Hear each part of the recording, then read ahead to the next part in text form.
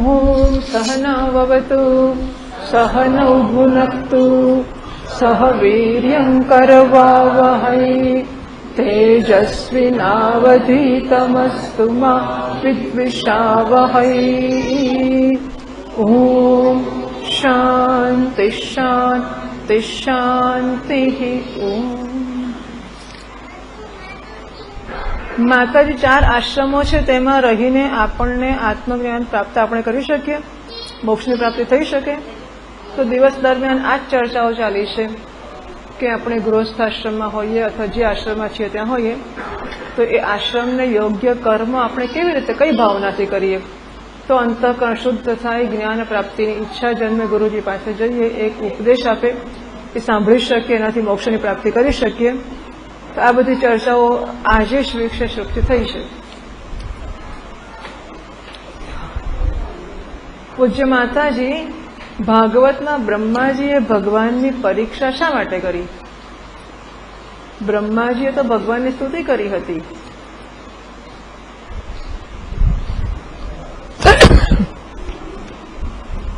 અને ઇન્દ્રએ પરીક્ષા કરી શા માટે? ઇન્દ્રએ પણ ભગવાનની સ્તુતિ કરી હતી. તો ભાઈ પરીક્ષા કરી અને ભગવાન પાસ થયા અને પોતે નાપાસ થયા પછી સ્તુતિ કરી, એમને નથી કરી. બ્રહ્માજીએ પણ અને ઇન્દ્રએ પણ. આ જે કોણે પૂછ્યું છે હાજર આ પૂછનાર? તો ભાગવતમાં વરસાદ પડ્યો જ્યારે ગોવર્ધન લીલા થઈ એ વખતે, એટલે યજ્ઞ ઇન્દ્ર યજ્ઞ થતો હતો અને એ યજ્ઞ કૃષ્ણ ભગવાને રોકાવ્યો. એણે કહ્યું કે ઇન્દ્ર તો કોણ જાણે છે, કોણ ઓળખે છે ઇન્દ્રને? આ ગોવર્ધન દેવતા છે સાક્ષાત, અને ગોવર્ધન આપણી બધી પૂર્તિ કરે છે ઈચ્છાઓની. એટલા માટે ગોવર્ધનની આપણે પૂજા કરવી જોઈએ. ઇન્દ્રની પૂજા રોકાવી ભગવાને અને ગોવર્ધનની પૂજા શરૂ કરાવી. ઇન્દ્રને ગુસ્સો ચડ્યો, ઇન્દ્રએ સખત વરસાદ પાડ્યો.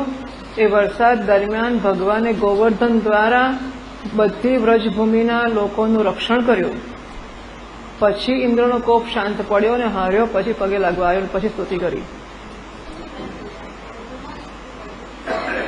હા,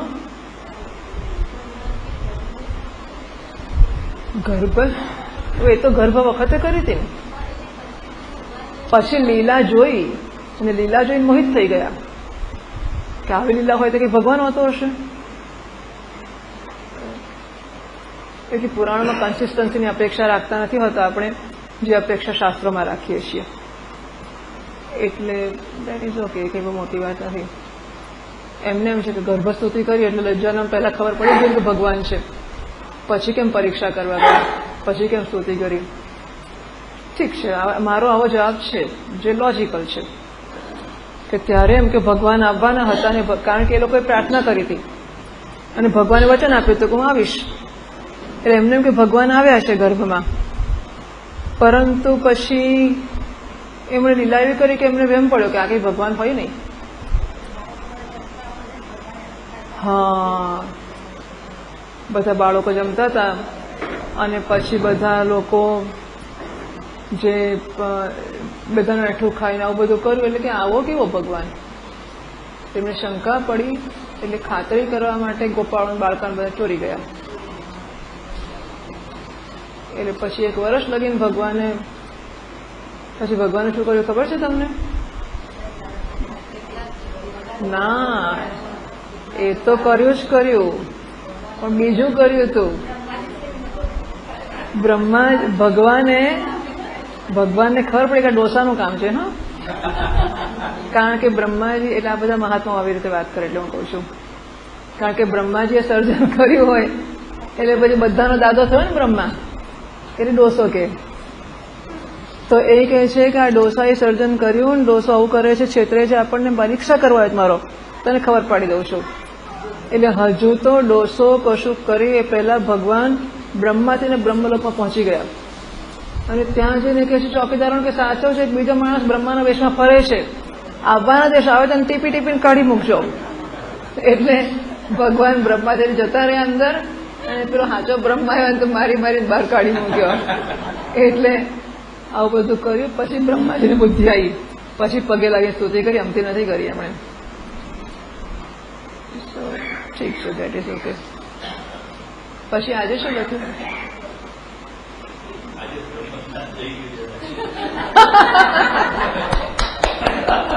પછી લખતો હતો ને, ભજન લખતો હતો. તારું બેટા પૂછવાનું હતું ને?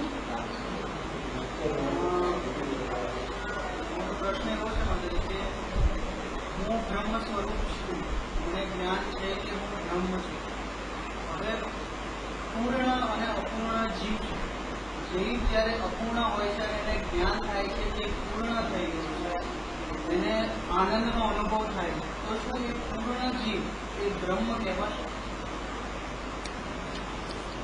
એવો પ્રશ્ન છે કે જીવ અપૂર્ણ છે અને બ્રહ્મ પૂર્ણ છે, આનંદ ઘન છે. અજ્ઞાનને કારણે જીવ અપૂર્ણ છે. હવે એને જ્ઞાન થશે કે હું પૂર્ણ છું, તો એને બ્રહ્મના આનંદનો અનુભવ થશે, એવો પ્રશ્ન છે. બરાબર. એક છે ને દોરડી હતી, પછી દોરડીને બધા લોકો અંધારામાં એમ માને કે આ સાપ છે. કોઈ એના પર પથરા ફેંકે, કોઈ એને માટે મંત્ર ભણે, કોઈ એને આરતી ઉતારે, કોઈ એને દૂધ પાય. એટલે એને એમ કે આ લોકો કેમ આવું કરતા હશે. પછી એને યાદ આવ્યું કે હા, મેં એવું સાંભળ્યું છે કે સાપની આરતી લોકો કરતા હોય છે. તો આ લોકો સાપ એટલે એને એમ થાય કે હું સાપ છું, મારી આરતી કરે છે તો હું સાપ જ છું, એટલે જ આ લોકો આરતી કરે છે, મને પથરામાં આવું બધું કરે છે. કોને? દોરડીને. હવે એ લોકોને આ તો અંધારામાં થતું હતું, મંદ અંધકારમાં. સવાર પડી અને લોકો પસાર થતા જોયું, અરે આ તો દોરડી છે. તો એમણે આરતી કરવાનું બંધ કર્યું અને પછી પથરા મારવાનું બંધ કર્યું, મંત્ર અને મણી બધું બંધ કર્યું. અને જરૂર પડે તો દોરડીને લઈ જઈને કાંઠો બાંધવા માંડી, પેલું પોટલું બાંધવું હોય કંઈક તો દોરડું લઈ જાય, આવું બધું કરવા માંડ્યું. એટલે હવે સાપને જે નિશ્ચય હતો કે હું સાપ છું, એનો નિશ્ચય બદલાઈ ગયો કે હું દોરડી છું. સાપનો નિશ્ચય બદલાય કે હું દોરડી છું, પછી દોરડી થવાનો લાભ એને મળે કે ના મળે? દોરડી થવાનો લાભ એટલે શું? કે દોરડીથી કોઈને કંઈક બાંધવું હોય, કોઈ માણસ ઘડો કૂવામાં ઉતારીને પાણી પીવા માંગતો હોય, સાપથી કોઈ ઘડો બાંધીને પાણીમાં કૂવામાં ના ઉતારે. એટલે હું સાપ છું ત્યાં સુધી મને કોઈ ના લઈ જાય. પણ હું દોરડી હોઉં તો મારો દોરડી તરીકે ઉપયોગ થવાનો શરૂ થાય કે ના થાય? તો એ સાપ હોય ત્યાં સુધી એને સાપ થવાનો લાભ મળે, એ દોરડી થાય ત્યારે એને દોરડી થવાનો લાભ મળે કે ના મળે? તો બ્રહ્મ પોતાને જીવ માનતો હોય તો જીવપણાનો લાભ મળે, એ પોતાને બ્રહ્મ જાણતો હોય તો એને બ્રહ્મ થવાનો લાભ મળે. નહીં એવું?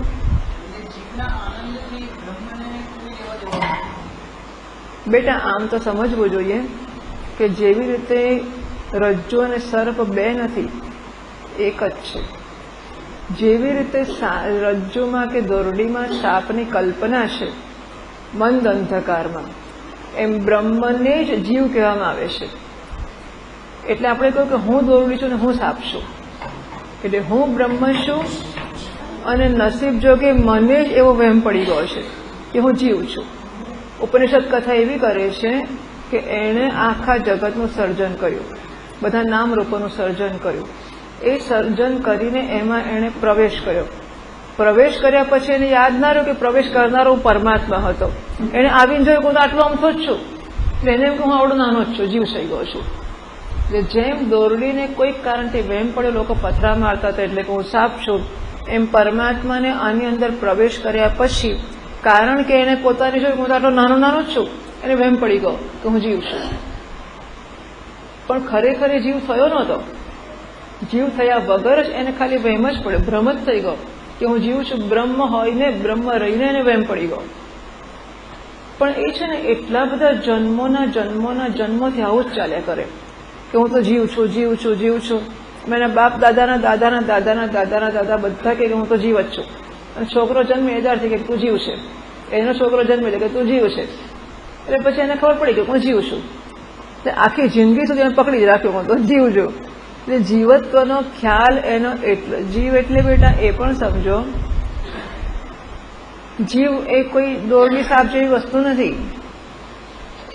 સાપ નામની વસ્તુ તો સાચી છે ને કોઈ જગ્યાએ. આ દોરડી નથી પણ સાચો સાપ છે. જીવ નામની તો સાચી વસ્તુ જ નથી.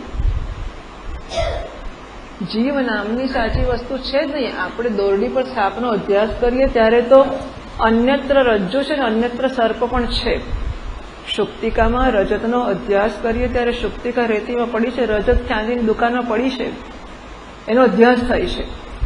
બ્રહ્મ ઉપર જીવનો અભ્યાસ થાય છે ત્યારે બ્રહ્મ નામની સ્વતંત્ર આવી શરત છે. અન્યસ્મિન અન્ય ધર્મ આરોપ. તો બીજી વસ્તુનો આરોપ થવો એને અધ્યાસ કહે છે. તો દોરડી નામની એક વસ્તુ જુદી સ્વતંત્ર અસ્તિત્વ ધરાવે છે.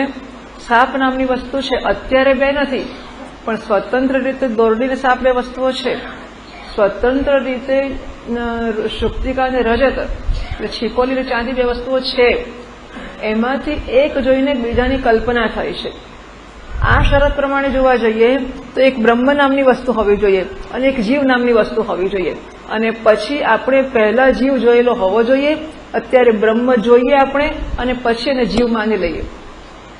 અધ્યાસની શરત પ્રમાણે આવું થવું જોઈએ કે ચાંદી દુકાનમાં જોઈ છે, અત્યારે છીપોલી તડકામાં પડેલી જોઈને ચમાચમ ચમકે છે, છીપોલીને ચમકતી જોઈને આપણે એને ચાંદી કહીએ છીએ. બરાબર?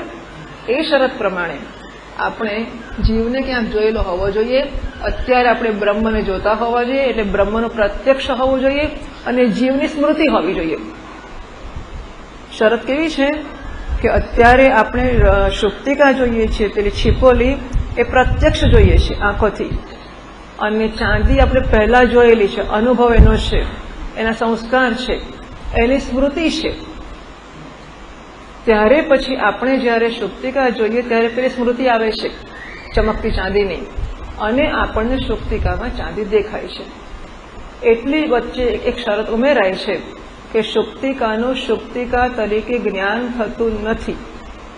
જો થઈ જાય તો ચાંદી ના દેખાય, પણ એ પ્રકાશમાં ચમકે છે ત્યારે કોઈક કારણથી કોઈ દોષ એને ગણે છે, અવિદ્યા દોષને કારણે. તો શુક્તિકાનું શુક્તિકા રૂપે જ્ઞાન થતું નથી, માટે એમાં આપણને ચાંદીની સ્મૃતિ થાય છે. જો શુક્તિકા રૂપે દેખાઈ હોત તો ચાંદી ના દેખાઈ હોત. એવી રીતે આપણે જીવને ક્યાંક પહેલા જોયેલો હોવો જોઈએ, એનો અનુભવ હોવો જોઈએ, એના સંસ્કાર હોવા જોઈએ, અને અત્યારે એના જેવો બ્રહ્મ જોઈએ ત્યારે સ્મૃતિ થવી જોઈએ, અને બ્રહ્મ અત્યારે પ્રત્યક્ષ થવું જોઈએ.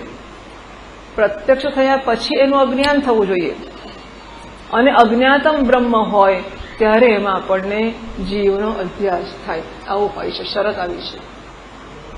તો જીવને પહેલા જોયો નથી આપણે. જીવ નામની કોઈ હસ્તી ભગવાનની દુનિયામાં છે નહીં, મચ લેસ બ્રહ્મ નામનું પણ એક રમકડું એવું દુનિયામાં નથી. બ્રહ્મ નામનું કશું નથી અને જીવ નામનું કશું નથી. તો શું કરીશું?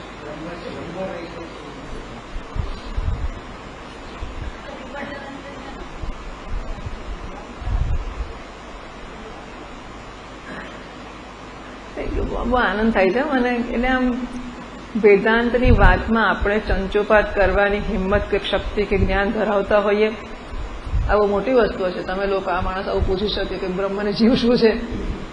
આપણને એમ કે બેઠા બેઠા ખાલી બસ આમ તેમ કરતા હશે, આટા ફેરા, પણ કંઈક કંઈક સાંભળે જ ખરા, કંઈક કંઈક અંચાઈ કરે પણ કંઈક કંઈક સાંભળે જ ખરા. એટલે ઇટ વર્ક્સ.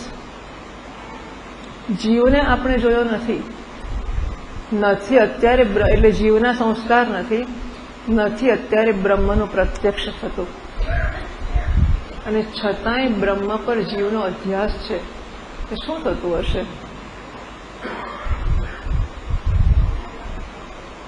દેટ ઇઝ અન્યથા અનુપત્તિ.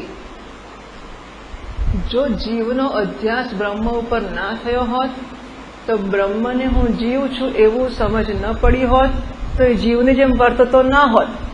પણ એ જીવની જેમ વર્તે છે, માટે એને જીવત્વ બ્રહ્મમાં પોતાનામાં દેખાયું હોવું જોઈએ. એવું શું કામ દેખાય? કારણ કે બ્રહ્મને અજ્ઞાન હોવું જોઈએ. અધ્યાસ ભાષ્ય છે તે અન્યથા અનુપત્તિ સિદ્ધ કરે છે. યુષ્મદસ્મત પ્રત્યય ગોચરયો વિષય વિષયણો તમઃ પ્રકાશવત વિરુદ્ધ સ્વભાવયો ઇતરેતર ભાવ અનુપત્તૌ સિદ્ધાયામ. તો કારણ કે અધ્યાસની શરત પછી ભગવાન ભાષ્યકાર આપે છે બ્રહ્મસૂત્રમાં, પરંતુ અહીં તો અધ્યાસની શરત પૂરી થતી જ નથી. એક યોષ્મ જ છે ને, આમ આ વસ્તુ પર આ વસ્તુ બંને એકદમ છે, શુક્તિકા અને રજત બંને એકદમ છે, એમનો અધ્યાસ થાય છે. અહીં તો યોષ્મદ અને અસ્મદ, એટલે હું અને તેમાં અધ્યાસ થઈ શકે કદાચ, પણ હું અને તુમાં પ્રથમ પુરુષ અને એટલે મધ્યમ પુરુષ અને પ્રથમ ઉત્તમ પુરુષ એમાં અધ્યાસ થઈ જ ના શકે. યોષ્મદ અને અસ્મદ કયું છે. તો ત્યાં ટીકાકારો લખે છે કે યોષ્મદ અસ્મદ શું કરવા? યોષ્મદ એટલે તું મધ્યમ પુરુષ, અસ્મદ એટલે હું ઉત્તમ પુરુષ. એને બદલે ત્રીજો પુરુષ વાપર્યો હોત કે હું અને તે, એવું થઈ શક્યું હોત. એવું કેમ ના કર્યું? તો કે છે કે તેનો તો હું જોડે ઉપયોગ થતો હોય છે. સોહમ ભગવત શોચામી, સહ અહમ, ત્રીજા પુરુષનો પહેલા પુરુષ ઉત્તમ પુરુષ જોડે પ્રયોગ થાય છે, એટલે એ તો થઈ શકે અધ્યાસ. એટલે સહ અહમ નહીં, પણ યુષ્મદ અને અસ્મદ એટલે તું અને હું જે અધ્યાસ શક્ય જ નથી. તું છે ને હું છે, એ બંને કેવી રીતે ભેગા થઈ શકે? યુષ્મદ અસ્મદ પ્રત્યે ગોચર્યો હો, વિષય વિષયીણો હો. પેલો વિષય છે ને આ વિષય છે. યુષ્મદ ઇઝ વિષય, અસ્મદ ઇઝ વિષયી. તમ પ્રકાશ વિરુદ્ધ સ્વભાવ્યો હો, પ્રકાશ અને અંધકારના જેવો વિરુદ્ધ સ્વભાવ છે આ બંનેનો. ઇતરેતર ભાવ અનુપત્તો સિદ્ધાયામ, એમનો ઇતરેતર ભાવ થઈ જાય. અંધારાને વહેમ પડે કે હું પ્રકાશ છું, અને પ્રકાશને વહેમ પડે કે હું અંધારું છું. અનુપન્ન છે, તર્કસંગત છે જ નહીં, છતાં થાય છે. નૈસર્ગિકો એમ લોક વ્યવહાર આ થાય છે. અન્યથા અનુપત્તિના સામર્થ્યથી સિદ્ધ કર્યો કે અધ્યાસ થાય છે, બાકી અધ્યાસની શરતો પૂરી થતી નથી. અહીંયા પરત્ર પૂર્વ દ્રષ્ટા ભાષ, એવું ભાષ્યકાર આગળ જઈને કહે છે. અધ્યાસ એટલે પરત્ર પૂર્વ દ્રષ્ટા ભાષ. પરત્ર એટલે આ જગ્યાએ શુક્તિકામાં પૂર્વ દ્રષ્ટ પેલી છીપોલી એનો અવભાસ થવો એ અધ્યાસ છે. પણ બે વસ્તુ, બે હસ્તી જ ક્યાં છે? એટલે બ્રહ્મ ઉપર જીવની કલ્પના થાય છે, એ ખાલી કલ્પના થવાની ઘટનાનું પરસેપ્શન, એ પણ કલ્પના છે. બ્રહ્મમાં જીવનો અધ્યાસ થવાની જે ઘટના છે, આવી ઘટના તમે ક્યાં જોઈ? તો એ પણ કલ્પિત, એ structured. Had it not been like this what have happen, but it has happen. એટલે એનો અર્થ એવો કામ હોવું જોઈએ, એનો અર્થ એવો કામ હોવું જોઈએ, એનો અર્થ એવો કામ હોવું જોઈએ, એમ કરીને શોધી કાઢ્યું કે બ્રહ્મને પોતાના સ્વરૂપનું અજ્ઞાન હોવું જોઈએ. માત્ર અજ્ઞાન જ ના હોવું જોઈએ, એને પોતાનું વિપરીત જ્ઞાન પણ હોવું જોઈએ. કારણ કે અજ્ઞાન તો ઊંઘમાં છે, કોઈ સંસાર નથી. સુષુપ્તિમાં અજ્ઞાન હોવા છતાં સંસાર નથી. એનો અર્થ કે માત્ર અજ્ઞાન નથી. ક્યારે સંસાર હોય છે? જ્યારે પોતાને જીવ માને છે ત્યારે. એનો અર્થ કે વિપરીત જ્ઞાન પણ હોવું જોઈએ. એ પણ કલ્પના કરવામાં આવી. અનુમાનમાં એવું જરૂરી છે, અનુમાન પ્રમાણનું લક્ષણ જોવા જઈએ. પર્વતો વન્યમાન એ અનુમાન છે. તો પર્વતો વન્યમાન એમાં એક વસ્તુ, એક તો પહેલા વ્યાપ્તિ હોવી જોઈએ. યત્ર યત્ર ધૂમ તત્ર તત્ર વન્ય વ્યાપ્તિ થવી જોઈએ. એમાંથી એક અત્યારે દેખાવું જોઈએ. ધુમાડો પ્રત્યક્ષ થવો જોઈએ, તો આપણે પહેલા અગ્નિનું અનુમાન કરીએ. આમ પ્રત્યક્ષ કોણ દેખાશે, જીવ કે બ્રહ્મા? એટલે અન્યથા અનુપત્તિ. Had it not been like this, જો અજ્ઞાન ન હોત બ્રહ્મને પોતાના સ્વરૂપનું, તો એને પોતાને જીવ ન માન્યો હોત. અજ્ઞાન અને વિપરીત જ્ઞાન એ ન હોત તો એને પોતાને જીવ ન માન્યો હોત. જો જીવ ન માન્યો હોત તે અલ્પત્વનો અનુભવ ન કરતો હોત. અલ્પત્વનો અનુભવ ન કરતો હોત તો પૂર્ણતાને માટે ફાંફા ન મારતો હોત. પણ મારે છે, માટે આ બધું હોવું જોઈએ એમ એવું સિદ્ધ કરવામાં આવ્યું. એટલે શરીરમાં પ્રવેશ કર્યો એ કોણે કહ્યું? એવું પ્રવેશ ના કર્યો હોત તો એ શરીરમાં તાદાત્મ્ય ના કરત, પણ તાદાત્મ્ય કર્યું. અને તાદાત્મ્ય કર્યું એટલે લેપટોપમાં હું તાદાત્મ્ય કરું તો હું લેપટોપ થઈ જવું, પણ લેપટોપમાં તાદાત્મ્ય ના કરું તો ના થઈ જવું. એટલે શરીરમાં તાદાત્મ્ય કરું તો હું શરીર થઈ જવું. એટલે એણે જો શરીરમાં તાદાત્મ્ય ન કર્યું હોત તો હું શરીર જેવું વર્તન ના કરતો હોત. પણ શરીર જેવું વર્તન કરે છે એનો અર્થ કે તાદાત્મ્ય કર્યું છે, એનો અર્થ એને પોતાના સ્વરૂપનું જ્ઞાન નથી. બરાબર? અધ્યાસની આખું સ્ટ્રક્ચર, આખી પ્રક્રિયા જ છે, ઓલ્લું બનાવવાની છે. કેવળ પ્રક્રિયા છે, એનો કોઈ પાયો, એને કશું સત્ય છે જ નહીં. પણ આપણે જરૂર છે એવું સમજવાની કે એવું હોતું હશે કે બ્રહ્મ પોતાને જીવ માની લે, પ્રકાશ પોતાને અંધારું માની લે, એવું બને? પણ પ્રકાશ છે એ પ્રકાશની ભીખ માંગે છે. પ્રકાશની ભીખ માંગવા નીકળો છે. કોની પાસે? પેલા નાના ટબુકડા દીવા પાસે. થોડો પ્રકાશ, સૂર્ય નીકળો, માનો કે સૂર્ય એ નાના દીવા પાસે પ્રકાશની ભીખ માંગે છે. મને થોડોક પ્રકાશ આપો, મને થોડોક પ્રકાશ આપો, મને થોડો પ્રકાશ આપો. જો સૂર્યને પોતાના સૂર્ય સ્વરૂપનું જ્ઞાન હોત તો આ પ્રશ્ન નહોતો. અજ્ઞાન હોત તોય પ્રશ્ન નહોતો કે કશું જ્ઞાન જ નથી. અજ્ઞાન એટલે ઊંઘી ગયો. તો ઊંઘમાં કે એને ચાલતું નથી કે હું અંધારું છું.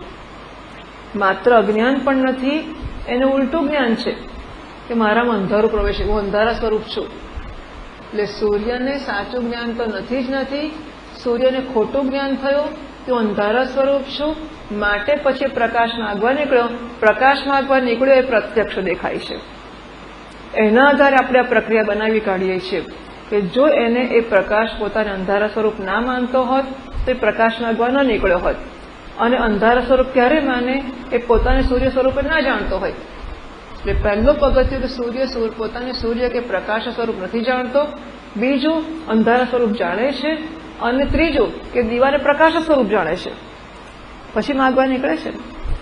એટલે વિષયોને આપણે શોભનાધ્યાસ કરીને પૂર્ણ માનીએ છીએ, પછી માગવા નીકળીએ છીએ. એટલે બ્રહ્મને જીવ નામની કોઈ બે વસ્તુઓ નથી. બ્રહ્મને અજ્ઞાન થયું ને આવું બધું કલ્પિત વસ્તુઓ જ છે. બ્રહ્મને કશું અજ્ઞાન બજ્ઞાન થતું નથી. પણ હવે આ જીવ આવું માનીને બેસી ગયો છે. દેટ અહંકાર નામની પણ વસ્તુ નથી. બ્રહ્મ પૂર્ણ અનંત જે કોઈ એન્ટિટી એટલે કોઈ હસ્તી આમ આટલા નામરૂપમાં બંધાયેલી, આટલું નહીં ને મોટું બ્રહ્માંડ જેટલું, એટલા મોટામાં બંધાયેલી પણ હસ્તી નથી. એ સર્વત્ર અસ્તિત્વ સ્વરૂપ છે. આમાં માઇક્રોફોન અસ્તિ એ છે પણ બ્રહ્મ છે. ખુરશી અસ્તિ એમાં છે પણ બ્રહ્મ છે. એટલે જ્યાં જુઓ ત્યાં છે પણ છે, એ બ્રહ્મ છે. એ ક્યાં છે કે ક્યાં નથી શું કહીશું આપણે? બરાબર, એનું નામ બ્રહ્મ છે. અને દરેક બ્રહ્મને આને આપણે માઇક્રોફોન કહીએ છીએ, આને ખુરશી કહીએ છીએ, આને શતરંગી કહીએ છીએ, આને પલંગ કે પાટ કહીએ છીએ. પણ બ્રહ્મ તો કોઈને કહેતા જ નથી. આટલું.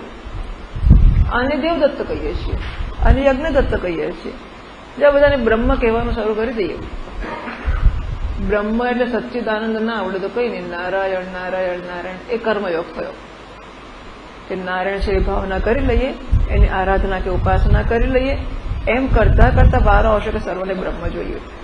બરાબર, ત્યારે ખબર પડશે કે આ જીવ ક્યાંથી આવ્યો હતો. અત્યારે ચિંતા છે કે બ્રહ્મ નામની વસ્તુ ક્યાં છે. એ બ્રહ્મનું દર્શન થશે ત્યારે એવો પ્રશ્ન થશે કે આ જીવ ક્યાં હતો, મને તો ખબર જ નથી. મને બધું બ્રહ્મ જ દેખાય છે, જીવને કોઈ સ્થાન ક્યાં છે. કલ્પિત વસ્તુનું ત્રણેય કાળમાં અસ્તિત્વ નથી. એટલે ગઈકાલ સુધી બહુ દુઃખી હતો અને આજે બ્રહ્મજ્ઞાન થયું સુખી થઈ ગયો તો બ્રહ્મજ્ઞાન થયું નથી. કૃષ્ણાનંદ સ્વામીજી મહારાજ કહે છે કે એકવાર હું ક્યાંક ગયો હતો, એક મહારાજની કથા ચાલતી હતી અને કથામાં એ મહારાજ કથા કહેતા હતા પોતાની કથામાં કે હું અત્યાર સુધી બહુ જન્મો થયા મારા, બહુ સુખ દુઃખ સહન કર્યા, પછી મેં બહુ મહેનત કરીને બ્રહ્મજ્ઞાન પ્રાપ્ત કર્યું, હવે હું મુક્ત થઈ ગયો, હવે મારો જન્મ નહીં થાય.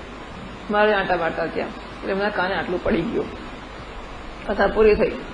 એ જરા ટીખળી માણસ હતા ખરા કૃષ્ણાનંદજી મહારાજ. એટલે કથા પૂરી થઈ મહારાજ પાસે પહોંચી ગયા. મારે તમે કથામાં શું કહ્યું? તમારા જન્મનું કે હા તમારો જન્મ થયા, આ બહુ જન્મ થયા મારા, હવે શું થશે? અમારો જન્મ નહીં થાય. કેમ? કે મને જ્ઞાન થઈ ગયું એટલે મારો જન્મ હવે નહીં થાય. મારાથી તમારો જન્મ ચોક્કસ થશે. બરાબર, કૃષ્ણાનંદ સ્વામીજી મહારાજ કહે છે કે તમારો જન્મ ચોક્કસ થશે. કેમ બોલો, ખબર છે તમને? ના, કારણ કે જ્ઞાન એવું નથી થતું કે હું અત્યારે મુક્ત છું અને પહેલા બદ્ધ હતો. જ્ઞાન એવું થાય છે કે હું ત્રણેય કાળમાં મુક્ત છું. ત્રણેય કાળમાં મારો જન્મ છે જ નહીં. જો હું જન્મને લાયક હોઉં અને ગઈકાલે જન્મ થયો તો આવતીકાલ થવાનો જ છે. ત્રણેય કાળમાં હું નિત્ય મુક્ત છું. ક્યારેય મારો જન્મ નથી, ક્યારેય મારું મરણ નથી, ક્યારેય શરીર માત્ર નામરૂપ માત્ર મારામાં અધ્યસ્ત છે. બરાબર, જન્મ નામની ઘટના છે જ નહીં. એવું છે.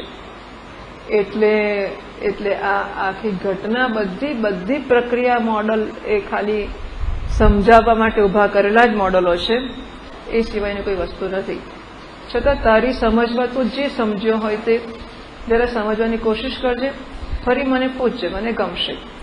કારણ કે આ એટલા બધા ધેટ વે વેગ આઈડિયાઝ છે કે એનો કન્સેપ્ટ સમજાવવો કે સ્પષ્ટ થવો ઘણો અઘરો છે. પણ એનીવે તું તારી રીતે જેમ સમજી શકે. પડી ગઈ ખબર? હે, અરે વાહ, બહુ સરસ. સારું, મને આનંદ છે. થોડા દાડા પછી તને એમ થશે કે આ પેલી બરાબર નહોતી ને, હવે બરાબર સમજ પડી ગઈ. થોડા દાડા પછી પાછું થશે એ બરાબર, હવે મને બરાબર સમજ પડી ગઈ. આ જ પ્રક્રિયા હોય છે આમાં આગળ ચાલવાની. ફાઇન. હા,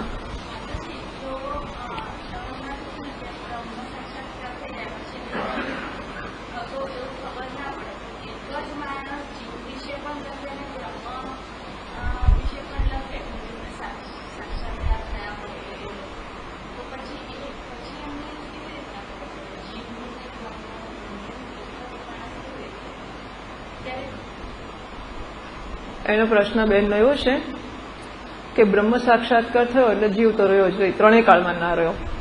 પણ લોકો આત્મકથા લખતા હોય છે, જ્ઞાની પુરુષો, બ્રહ્મ જ્ઞાની પુરુષો ના લખે તેમના શિષ્યો લખવા માંગતા હોય, તેમની જોડે વાતચીત કરતા હોય છે અને કહેતા હોય છે કે મારો જન્મ અહીં થયો તો મારું આ હતું, મારું પેલું હતું, હવે હું બ્રહ્મ જ્ઞાની થઈ ગયો છું.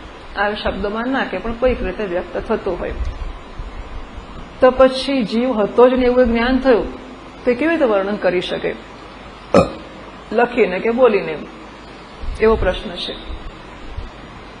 પહેલા મને બ્રહ્મ જ્ઞાન નહોતું, ત્યારે પણ પંખો ફરતો હતો, મને પંખાનું જ્ઞાન હતું.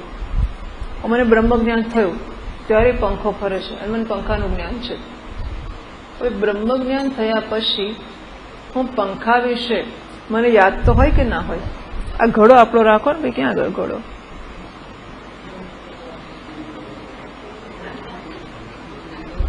ઘડા વગર તો ચાલે જ ના.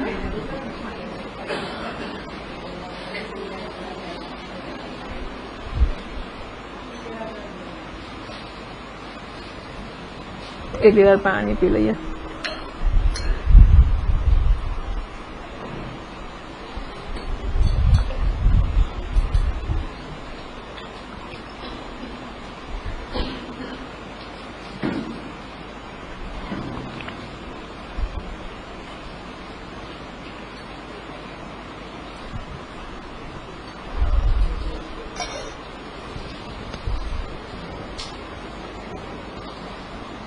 હા, તો આ ઘડો પહેલા પોતાને ઘડો માનતો હતો, બરાબર? હવે એને જ્ઞાન થઈ ગયું કે હું માટી છું. તો એને એવું જ્ઞાન થાય છે કે અત્યાર સુધી હું ઘડો હતો અને હવે માટી છું, એવું જ્ઞાન થાય છે. અને જ્ઞાન થાય છે કે ત્રણેય કાળમાં માટી જ છું. ઘડો મારા બને ત્યારે માટી છું, ફૂટી જાય ત્યારે માટી છું, ઠીકણા થાય ત્યારે માટી છું.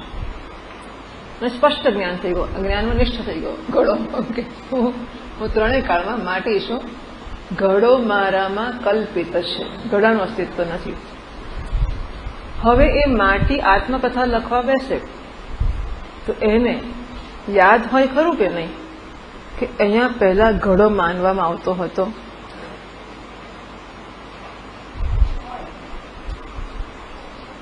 શા માટે યાદ ના હોય? કારણ કે પ્રત્યભિજ્ઞા તો જન્મે છે, અંતઃકરણ ચાલુ છે. હજુ અંતઃકરણ છે એટલે પ્રત્યભિજ્ઞા જન્મશે. ભલે ખોટું છે એવી ખબર છે. હવે જેને હું સાચું માનતો હતો એ ખોટું છે એટલે ત્રણેય કાળમાં કલ્પિત છે. પણ પહેલા હું એને સાચું માનતો હતો, એના વિશે મારા આવા અનુભવો હતા, એની સ્મૃતિ એ કેમ ના હોય?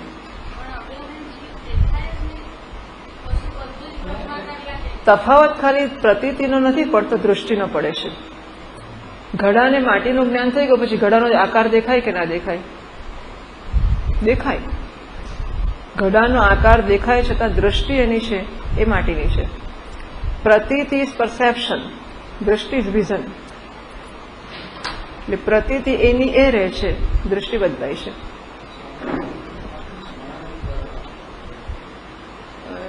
સોનું ને અલંકાર અલંકારને પહેલા એમ હતું કે હું બંગડી છું, એને ખબર પડી કે હું સોનું થયું, પછી બંગડી પહેરવાની ક્યાં? સોનું તો પહેરાય જ નહીં, પહેરવા માટે બંગડી જ જોઈએ, એ હાથમાં જ પહેરાય.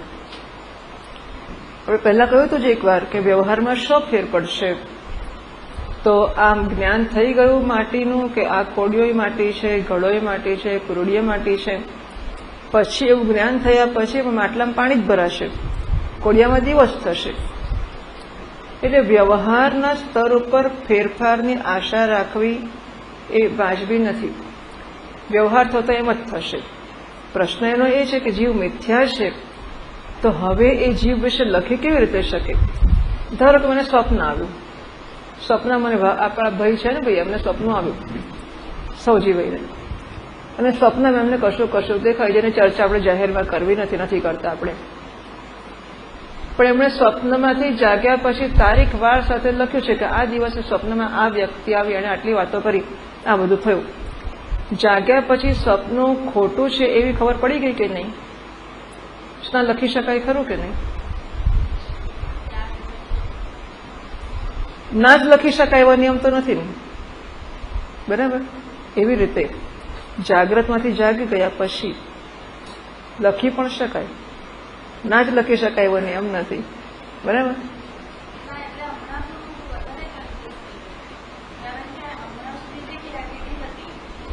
બિચારી જતી રહી, એ હતી જતી રહી.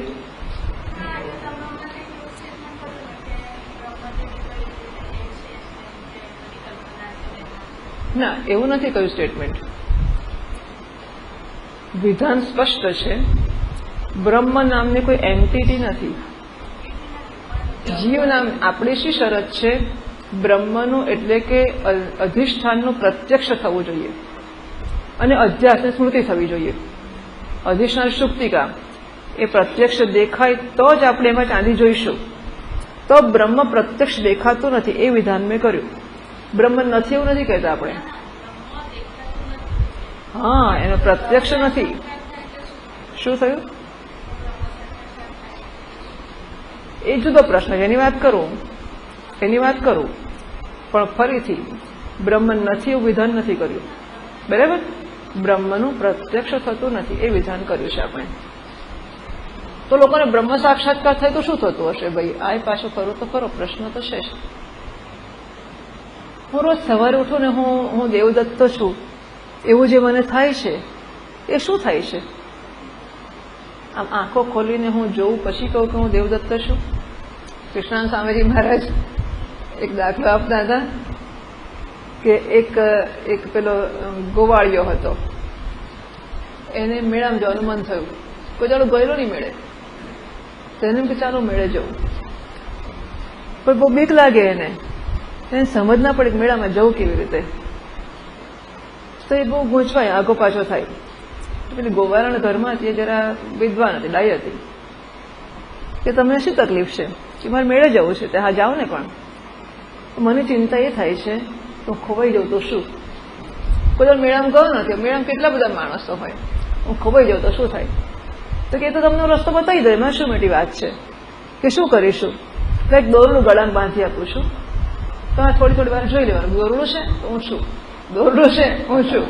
કે સારું, એને સમજ પડી ગઈ.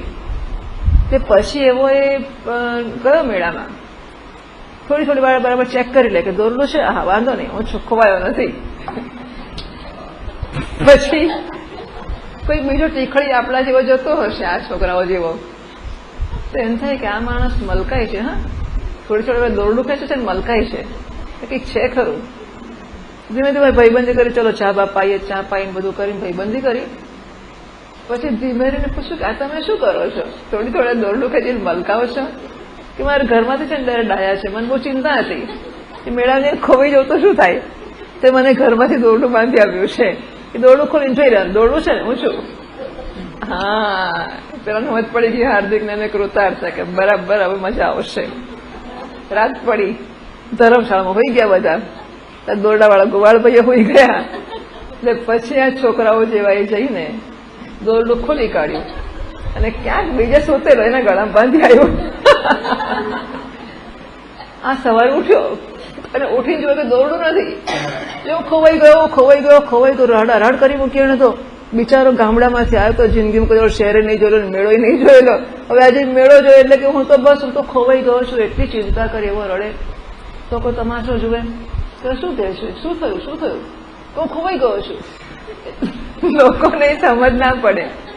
ઘણી વાર વાત એટલી બધી વિચિત્ર હોય કે લોકોને એમ થાય કે અમારી સમજવામાં ભૂલ હશે, કારણ કે હું ખબર ગયું તો બોલે જ નહીં ને કોઈ.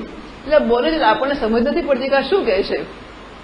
પેલા જેને દોરડું બાંધેલું ને એ લોકો તમાશો જુએ કે શું. પછી કલાક 2 કલાક ચાલે તમાશો. ધીમે રહીને આવ્યા પેલા 2 જણા. શું થયું? કે હું ખોવાઈ ગયો. કેમ ખોવાઈ ગયો? સાથે કહો છો તમે તો ઉભા છો, તમારું દોરડું ખોવાઈ ગયું છે. એટલે ધીમે રહીને એ લોકો શોધતા પેલા દોરડાવાળા પાસે પહોંચી ગયા. દોરડું બતાવ્યું ને કે હા મળી ગયો, અમારું દોરડું મળી ગયું, હું મળી ગયો. બરાબર. આ બીજી એક વસ્તુ મને સરસ યાદ આવી જાય છે, હું વચ્ચે કહી દઉં છું, આની જોડે રેલેવન્ટ નથી. કૃષ્ણાનંદ સ્વામીજી મહારાજની એક વાત મને યાદ આવે છે. એક કોઈ જગ્યાએ ભિક્ષા માટે ગયેલા અને પછી જમાડે લોકો બોલાવે સાધુઓને. આમ તો ઘણી વાર પ્રેમથી જમાડવા જ બોલાવતા હોય ભિક્ષા માટે જ, પણ ઘણી બધી વાર એવું પણ હોય કે કંઈક સમસ્યા હોય. હવે સીધી કહેવાને બદલે એમ કે બોલાવીએ, પછી જોડે વચ્ચે મમરો મૂકી દઈશું. એવું ઘણું ખરું થતું હોય છે આવું. તો જમાડ્યા, બેઠા, વાતચીત કરી, પછી ધીમે રહીને કાઢ્યું કે ભાઈ અમારો એક દીકરો છે ને એને થોડી તકલીફ છે. કે શું થયું છે? કે કંઈક બોલ્યા કરે છે. એટલે પછી એને લઈ ગયા એની પાસે. કે શું બોલે છે? કે સતત બોલ્યા કરે છે, કાંતશે કોણ અને પીંજશે કોણ. કાંતવું એટલે પેલો સૂતર કાંતે ને રૂમાંથી, પૂણીમાંથી. તો કાંતશે કોણ અને પીંજશે, પીંજોડે રૂ પીંજવું. તો કાંતશે કોણ ને પીંજશે કોણ, કાંતશે કોણ ને પીંજશે કોણ. એ બોલ કર્યા જ કરે. એટલે બિચારા મા બાપની કેવી ખરાબ દશા, એમને સમજ જ ના પડે કે આનું કરવું શું. એટલે એમણે આ મહારાજને બોલાવે ને આવું કહ્યું કે ભાઈ આવું થયું છે છોકરાને. સારું કે તમે લોકો બહાર જતા રહો. પેલા મા બાપ બહાર જતા રહ્યા, કારણ કે બધાને કે મહારાજ કઈ ચમત્કાર કરશે તો જે કરતા છો ને કરે આપણો છોકરો ડાયો થઈ જશે. એટલે એ લોકો બહાર જતા રહ્યા અને આ મા બાપ રૂમની અંદર રહ્યા છોકરા પાસે. એમણે એને પૂછ્યું શું છે બેટા? કાંચશે કોણ ને પીંજશે કોણ, કાંચશે કોણ ને પીંજશે કોણ. એટલે કૃષ્ણાનંદ સ્વામીજી મહારાજ કહે છે ધીમે રહીને એમણે કહ્યું કે છે ને રૂની મોટી ઘાસડી હતી, એમાં એક દિવાસળી પડી ગઈ અને બધું રૂ બળી ગયું. કાંચશે કોણ ને પીંજશે કોણ, આ ચિંતા હતી ને બધી જતી રહી, કારણ કે બધું રૂ બળી ગયું. એટલે કાંચશે કોણ ને પીંજશે કોણ. આ સંસાર હોય તો સંસારની અંદર ચિંતા કે આનું આમ કેમ થશે, પેલું કેમ થશે. આ રૂમાં આગ લાગી અને બધું રૂ બળી ગયું. એટલે પેલાને એની ચિંતા હતી ને કે આમ બધું બહુ રૂ, એટલે જરાક બીજી વાર્તા હતી મને યાદ નથી આવતી, પણ કોઈક જીનમાં ગયો બહુ રૂ જોયું એટલે એના મનમાં એવું ભરાઈ ગયું કે આટલું બધું રૂ અને કોણ કાંચશે ને કોણ પીસશે. એટલે જ્યારનું રૂ જોયું હતું ને ત્યારનું એના મનમાં એવું થઈ ગયું. એટલે કદાચ મા બાપે કહ્યું પણ હશે કે આવું જીનમાં ગયો ને ત્યારથી બોલતો શરૂ થઈ ગયો હશે, એવી કંઈક વાત હશે. તો સ્વામીજી મહારાજ કહે છે હું ફોડી લઈશ. એટલે પછી બધા બાયણા બંધ કરીને કહે છે કે જીનમાં તો આગ લાગી અને બધું જ રૂ બળી ગયું. હે કે આગ બળી ગઈ? અરે રૂ બળી ગયું કે બધું રૂ બળી ગયું. તો હવે કોણ કાંતવાનું કોણ પીંજવાનું છે? માણસ ડાયો થઈ ગયો, કાંતા પીંજવાનું જતું રહ્યું. કૃષ્ણાનંદ સ્વામીજીનું યાદ આવી ગયું અત્યારે. તો પેલા ગોવાળિયા પર આવી જઈએ તો એટલે હું ખોવાઈ ગયો એટલે હું જડ્યો. હવે આ ગોવાળિયાને પેલું દોરડું ત્યાં દેખાયું ને એ આત્મ સાક્ષાત્કાર થઈ ગયો, હું મળી ગયો છું. ગોવાળિયો ખોવાયો એટલે શું એવું ગોવાળિયા થયું શું? એને હું છું એવો સાક્ષાત્કાર થયો ને એ વખત શું થયું હશે? એને શું થયું હશે?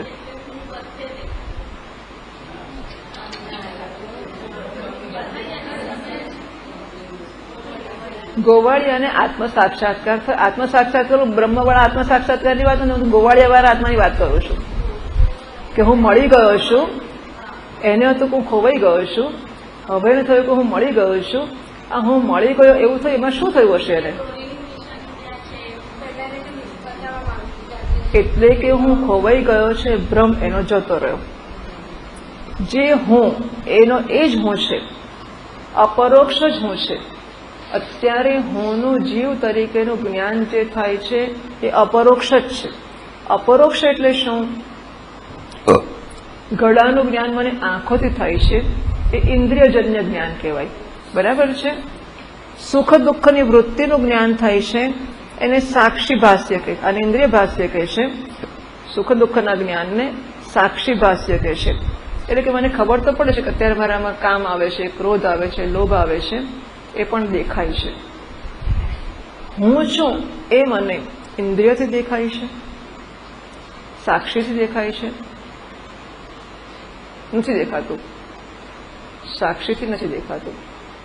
તો દેખાય છે ખરું? હા. ઇન્દ્રિય કે સાક્ષી વગર પણ જેનું જ્ઞાન થાય છે એ અપરોક્ષ જ્ઞાન છે. કશા જસ્ટ આઈ એમ, હું છું, હું છું, હું છું, આ સ્ફુરે છે. પછી હું છુંમાં ભ્રાંતિને કારણે જીવત્વનો આરોપ કરીને આપણે કહીએ છીએ કે હું જીવ છું, હું શરીર છું, મન છું, બુદ્ધિ છું, દેવદત્ત છું, બ્રાહ્મણ છું, ક્ષત્રિય છું વગેરે. હવે જ્યારે બ્રહ્મત્વનું જ્ઞાન થયું ત્યારે હું છું તો થાય છે જ. બ્રહ્મની જ્ઞાન વૃત્તિ જન્મી, એણે હું જીવ છું એ અજ્ઞાનની વૃત્તિને ખસેડી. આપણે દાખલો આપ્યો તો એક બજાડા પહેલા કે સાવરણી કીડીઓને કાઢી મૂકે, સાવરણી જતી રહે. એમ હું બ્રહ્મ છું એ જ્ઞાન વૃત્તિએ હું જીવ છું એ જ્ઞાન વૃત્તિને ખસેડી અને પોતે જતી રહી. નીચે બ્રહ્મ જે હતું એ રહી ગયું. એનું તો કશું કર્યું જ નથી. હું પૂર્ણ છું એવું એને હંમેશા સ્ફુરણ થતું જ. અહમ અસ્મિ સદાભાવી કદાચિન નાહમ અપ્રિય બ્રહ્મૈવાહમ અતસિદ્ધમ સચ્ચિદાનંદ લક્ષણમ. આ બ્રહ્મ હું સ્ફુરણ કરતું જ હતું. એ જેવું સ્ફુરણ કરે પેલો જીવ કે શટઅપ, જીવ છું, બ્રહ્મ ક્યાં છું? એટલે બ્રહ્મનું સ્ફુરણ થાય એમાં જીવત્વ, અલ્પત્વ, દેહમાં અધ્યાસ, આ બધા અધ્યાસને કારણે એ સતત પોતાને જીવ છું, જીવ છું, જીવ છું એવી અજ્ઞાન વૃત્તિથી ઢાંકીને રાખતો હતો. એટલે જ્ઞાન વૃત્તિ આવી, એને અજ્ઞાન વૃત્તિને ધક્કો મારીને ખસેડી નાખી. તો હું છું નું સ્ફુરણ જે અત્યારે થતું હતું એ જ થવાનું ચાલુ રહ્યું. એમાં હવે અધ્યાસ તો બંધ થઈ ગયો. એટલા માટે હું છું એટલું જ રહ્યું. હું છુંમાં જીવ છું જતો રહ્યો. હું છુંમાં કોઈ ફેર નથી પડતો. અસ્મિ અને ભાવિમાં ફેર પડતો જ નથી. માત્ર જીવત્વ એટલે માત્ર અનંતત્વની જ ખામી છે. હું અપૂર્ણ છું. આ બ્રહ્મના વૃત્તિ, બ્રહ્મના આકારે પેલી અપૂર્ણતાની વૃત્તિને ખસેડી કાઢી. અસ્મિ ભામી તો હતું જ, એમાં અનંત ઉમેરાઈ ગયું. એટલે અસ્મિ ભામીમાં જીવત્વની વૃત્તિ ખસી ગઈ.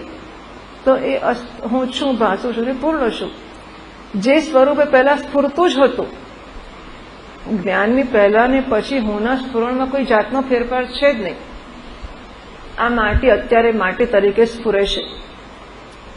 એમાં એ આકાર જોઈને પોતે કહે છે કે હું ઘડો છું. હવે એને જ્ઞાન થઈ ગયું કે હું માટી છું. તો સાક્ષાત્કાર થયો ત્યારે એનામાં શું થશે? હું માટી છું, હું છું, હું છું, હું છું એ તેવું જ હતું. એટલે કે હું માટી છું એ નેચરલી સ્પોન્ટેનિયસલી ચાલતું જ હતું. માત્ર ઘડો છું એ અધ્યસ્ત હતો. ઘડો છું જતું રહ્યું, માટી છું રહી ગયું. એમ હું જીવ છું જતું રહ્યું. હું છું, હું અસ્મિ ભામી નાહમ અપ્રિય અહમ પૂર્ણ. એના ઉપર જે અધ્યાસ હતો જતો રહ્યો, અધિષ્ઠાન રહી ગયું, સાપ જતો રહ્યો, દોરડી રહી ગઈ. બરાબર? એટલે બ્રહ્મનો સાક્ષાત્કાર એ કોઈ બહારથી કશુંક આવે છે, કંઈક ચમાચમ ચમકે છે, કંઈક દર્શન થાય છે, આવું કશું જ નથી. કશું જ નથી. કહે તો ખરો. કૃષ્ણનો સ્વામીજી દાખલો આપે છે. બે માણસો એમને ક્યાંક બહારગામ જવાનું. એનો પ્રશ્ન એવો છે તો ગમે તે કહી દે કે મને બ્રહ્મ સાક્ષાત્કાર થઈ ગયો. So what?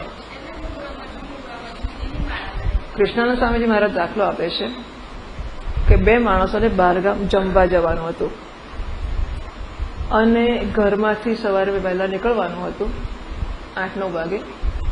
બંને પોતાના ઘરમાં કહ્યું કે જરા રસોઈ વહેલી કરજો, મારે જમીન જવાનું છે. એકની પત્ની જરા સુઘડ હતી, પહેલા કુકર મૂકીને પછી બીજું કામ કર્યું, રસોઈ કરી નાખી, એને ખાઈ લીધું. બીજાની પત્ની જરા દેશી હતી. પણ હવે નિયમ એવો કે આટલું પતાયા પછી જ કુકર મૂકવાનો. તેણે કુકર વહેલો ના મૂક્યો.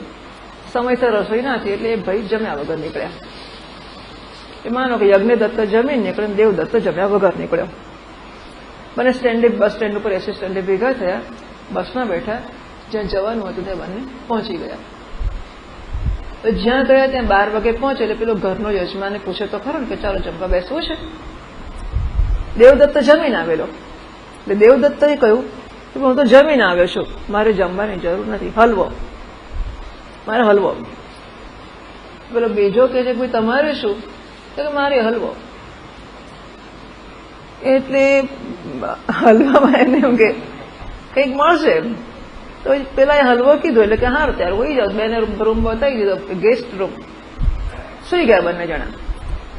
યજ્ઞદત્ત દેવદત્ત તો જમીને આવેલો એટલે તો હોઈ ગયો. યજ્ઞદત્ત પાછા ફરે, એ નહોતો જમ્યો, એને એમ કેવું કેવી રીતે કહેવાય કે જમ્યા વગર આવ્યો છું, એટલે બોલ્યો નહીં અને એને કીધું કે હલવો. એ સુઈ ગયો, પણ એને ઊંઘાયું નહીં. પેલો હલવો એટલે શું, કાઠિયાવાડમાં આપણે કહીએ કે ચલાવી લો, ગુજરાતી ભાષામાં આપણે તેમ કહીએ કે ચલાવી લો. તો કે હા લો, કે હલવો, શું કરવું છે આજે, જવું છે જવું છે મંદિરમાં, કે હલવો, કાંઈ જવું નથી, ચલાવી લો આજનો દાડો ગયા વગર નથી જવું. એમ આણે કીધું કે હલવો એટલે જમ્યા વગર હલાવી લો, આપણે હલવું જમવું નથી. ઓરો જાણે કે હલવો મળશે આપણને, કે મારે હલવો ચાલશે. સમજ પડી બેટા?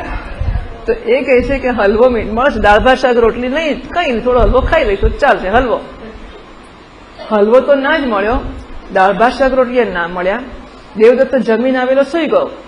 જેનું પેટ ભરેલું છે એ એમ કે ભર્યું છે ને ઊંઘી જવું છે, એ ઊંઘી જાય. જેનું પેટ ખાલી છે અને એ ભરેલું છે, કેટલો વખત ચાલશે? બ્રહ્મના સાક્ષાત્કારથી જેણે પૂર્ણતાનો અહેસાસ કર્યો છે એ કહેશે કે બ્રહ્મ છું, અને જીવ થઈને બેઠો બેઠો કહેશે બ્રહ્મ છું. ક્યાં સુધી કહેશે? બરાબર? કેવા સુંદર દાખલા મહાત્મા આપે છે. Fake it till you make it. Okay, fake it till you make it એટલે જ્યાં સુધી તમે એ વસ્તુને ઓન અપ ના કરો, આત્મસાત ના કરો, ત્યાં સુધી તમે જાણે કે દંભ કરતા હોય એમ કરો. તો પછી એને દંભ કરવાનું ચાલુ રાખવું જોઈએ કે હું બ્રહ્મ છું, મારું પેટ ભરેલું જ છે. અને અંદર જે અંદર અપૂર્ણતા જન્મે એની જોડે સામનો કરવો જોઈએ, હું બ્રહ્મ છું. તો ભાવના છે. Fake it till make it that is ભાવના. એ ભાવના કરી. આપણે કઈ વચ્ચે પણ વાત કરી હતી કે લંગડી રમતા ના આવડતું હોય અને છતાં છોકરી પગ ઉચકીને ફરતી, અભિતે હાથ ટેકો દેતી, એ દંભ નથી કરતી, એ fake it till make it એ કરી રહી છે. કે બરાબર ના આવડે તો પ્રયત્ન કરતા બની જશે. એરેન્જ મેરેજમાં એવું જ હશે ને, લવ મેરેજ અને એરેન્જડ મેરેજ. લવ મેરેજમાં પહેલા પ્રેમ થઈ ગયો, ખબર નથી હવે આવું થતું હશે, પહેલા પ્રેમ થઈ ગયો પછી લગ્ન કર્યું. અને એરેન્જડ મેરેજમાં હજુ પરસ્પરનો પ્રેમ શોધવાનો બાકી છે. હું જો કે ગંભીર ભાષાઓમાં જ બોલતી હોઉં છું. એટલે લગ્ન થઈ ગયું છે અને પરસ્પર પ્રત્યેના પ્રેમને હજુ ડિસ્કવર કરવાનો બાકી છે, એ જન્મ્યો નથી. ત્યારે they are faking it till they make it. કે જાણે કે ગાઢ પ્રેમ પતિ પત્નીને હોય અને કેવું વર્તન કરે એવું કરવાનો પ્રયત્ન કરે છે. એમ કરતા કરતા કરતા પછી ધીમે ધીમે પરસ્પર માટે પ્રેમ જન્મે. એ સમય જતો જ હોવો જોઈએ. એમ કે તમને ગમે તે એક્સ ને વાય ને પરણાવી દે ને બંનેને પ્રેમ ને બધું, આઈ ડોન્ટ થિંક એવું શક્ય છે. એ તો ગભરામણ થઈ જતું હશે. આ તો મને એવું લાગે છે કે ગમે તે માણસને ગમે તે સ્ત્રીને ભેગા કરીને લગ્ન કરાવી દે એટલે કે પ્રેમ થોડો થઈ જાય. એટલે મૂંઝાતા હશે, એમનો રૂંધાતા હશે. અને એમ કરતા કરતા તે ડિસ્કવર ધેટ થિંગ કે બંનેને એક બનાવનાર. ઘણી બધી વાર તો આખી જિંદગી સુધી શોધાતું નથી. હા, જોડે રહ્યા કરે એટલું જ, બાકી બંનેને એક કરનારું રસાયણ આખી જિંદગી ગયા પછી પણ નથી મળતું હતું. Fake it till make it એનો અર્થ એવો છે કે જ્યાં સુધી તમે ખરેખર ના કરી શકો ત્યાં સુધી જાણે કે તમે કરો છો એવો પ્રયત્ન કરો. જેમ આપણે કોઈ ફિઝિકલાઇઝેશન ઓફ ધ એટીટ્યુડ. ભગવાનમાં શ્રદ્ધા ના જન્મે તો બહુ શ્રદ્ધા હોય એ લોકો જેવી રીતે ભગવાનને પ્રણામ વગેરે કરતા હોય એમ તમે કરો. એમ પતિ પત્નીને પ્રેમ ના થયો હોય તો બહુ પ્રેમવાળા જેવું કરતા એવું કરો. એમ કરતા કરતા પ્રેમ જન્મી આવશે. એવી રીતે એમ બ્રહ્મત્વનો પૂર્ણતાનો અહેસાસ ના થયો હોય પણ હું બ્રહ્મ છું. એટલે કર્મયોગ છે this is fake till make it. જ્ઞાની પુરુષને પૂર્ણતાનું ભાન થયું જ છે એટલે ઉદાર છે જ. અજ્ઞાની સ્પષ્ટ છે કે હું જીવ જ છું, મારે કે આપો બાપો નથી, તમે તમારું જાણો મારું જાણો, મારું ફોડીશ તમે તમારું ફોડો. તો કર્મયોગી વિચારો એનાથી આપવાનો જીવ નથી ચાલતો, કારણ કે પૂર્ણતાનો અહેસાસ નથી થયો. પણ એને પૂર્ણતાનો અહેસાસ કરવો છે. ગુરુજી કીધું આપ બધાની સેવા કર. હું શાનો સેવા કરું? કોઈ નથી કરતું. તારે બ્રહ્મ થવું છે નહીં તો સેવા કર. જાણે કે તું બ્રહ્મ એવું વર્તન શરૂ કરી દે. બધાની સેવા કર, બધાને પ્રેમ કર, બધાને આપ, જેને જે જોઈતું તે કઈ તને જે જગ્યા મળશે ચાલશે, તને જે ખાવાનું મળશે ચાલશે, જે ખુરશી મળશે ચાલશે, જે થાળી મળશે ચાલશે. તો હું શાનો ચલાવી લઉં? તો તારે બ્રહ્મ થવું છે ને. તો બ્રહ્મ હોય એવું વર્તન કરવા માંડ. એમ કરતા કરતા એક દાડો લાગશે કે વાંધો નથી, કશું લોટાઈ નથી જતું. હું કોઈકને આપી દઉં, કોઈકને વહેંચી દઉં, કોઈકને ખવડાવી દઉં. મેં જરાય હું ભૂખ્યો મળતો નથી, મારા હાથ પગ જરાય ઘસાઈ જતા નથી, હાથમાં ખાડા પડતા નથી, ક્યાંય કશું થતું નથી. ઉપરથી જો હું ખરેખર દિલથી ને પ્રેમથી કરું તો બધા લોકો મને પ્રેમ કરતા થઈ જશે. પ્રેમ આપવો એ જ પ્રેમ મેળવવાની રીત છે, બીજી કોઈ રીત જ નથી. સેવા આપવી એ જ સેવા મેળવવાની. પછી મળતું થશે ને બહુ ભાલું લાગશે. એને પછી ગમશે તો કે કર્મ છોડવે. જો કર્મ ગમવા માંડ્યું સેવા કરવાનું તો સમજો કામ પૂરું થઈ ગયું, કર્મનું કામ. તો કર્મ છોડવાનું આવશે. That is fake it till make it. કર્મયોગમાં એ છે બ્રહ્મ હોવાનો દેખાવ છે, બરાબર, પણ દંભ નથી. There is sincerity.